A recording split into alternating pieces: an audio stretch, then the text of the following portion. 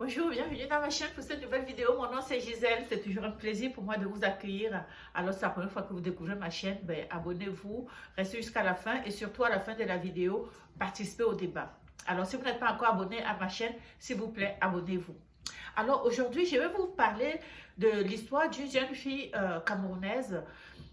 Qu'est-ce qui s'est passé? C'est que c'est une fille qui a été violée lors d'un cambriolage dans leur domicile, dans le domicile familial.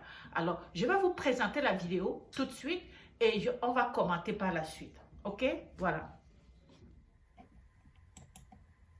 J'ai été violée, j'ai pris tellement goût que je suis tombée amoureuse de mon violeur.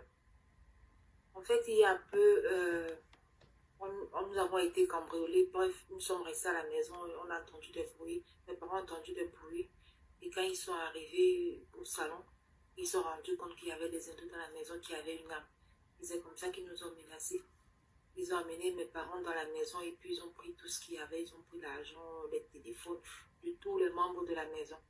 Et il y a un jeune qui a décidé de profiter des filles avant de partir. Et devant nos parents, il nous a violés.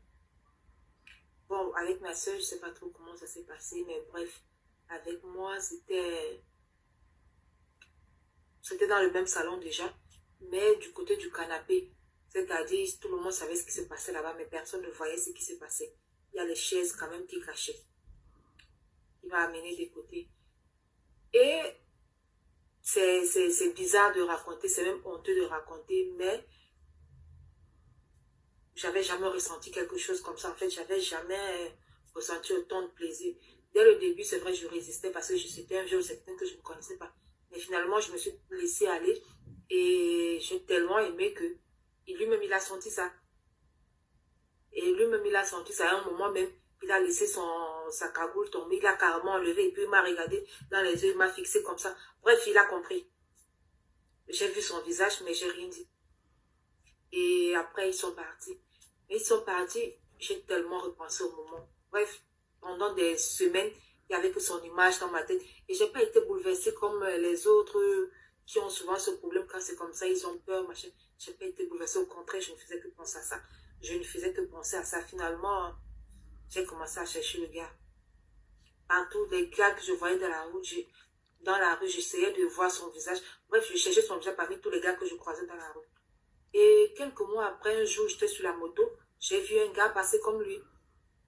Ce que j'ai fait, c'est que je suis descendue de la moto et je l'ai suivi jusqu'à ce que j'ai vu où il entrait. Et j'ai commencé à traîner autour de sa maison. J'ai commencé à traîner autour de sa maison tout le temps. Et j'avais pas le courage, en fait, d'aller toquer. Qu'est-ce que j'allais lui dire? Que c'est moi tant. Que c'est comme... Je me suis dit, peut-être il va fuir, il va se dire que je vais le dénoncer. Ou je me dis, en fait, qu'il va se dire peut-être que je vais le dénoncer, peut-être qu'il va me repousser, ou je sais pas. Bref, je sais où il vit. Ça fait longtemps que je tourne autour, mais j'ai jamais eu le courage d'aller le voir, lui dire, en fait, ce que je ressens. Donc, je ne sais pas s'il faut que je le fasse ou pas.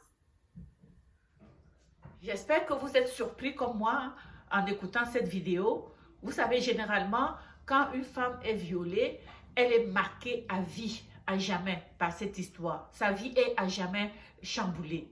Alors, là, on voit une jeune fille qui dit, elle, au cours de ce viol, elle a éprouvé du plaisir au point où, aujourd'hui, elle a tout fait pour trouver son violeur.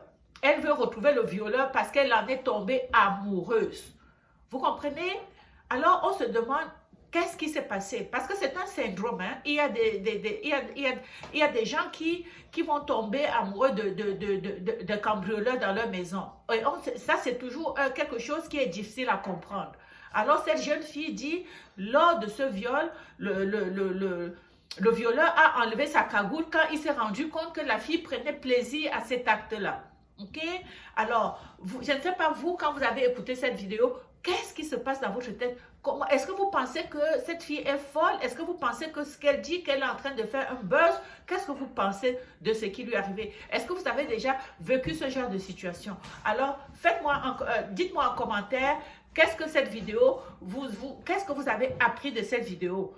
Est-ce que cette fille qui est aujourd'hui, sa vie est à jamais marquée, soit qu'elle est dans une situation où elle est comme elle est dans un stress post-traumatique et elle essaie de se convaincre aussi que c'est là qu'elle veut revoir l'homme. Elle tourne. Donc, depuis cet événement, elle a réussi à trouver le domicile du violeur et elle dit qu'elle va là-bas tout le temps.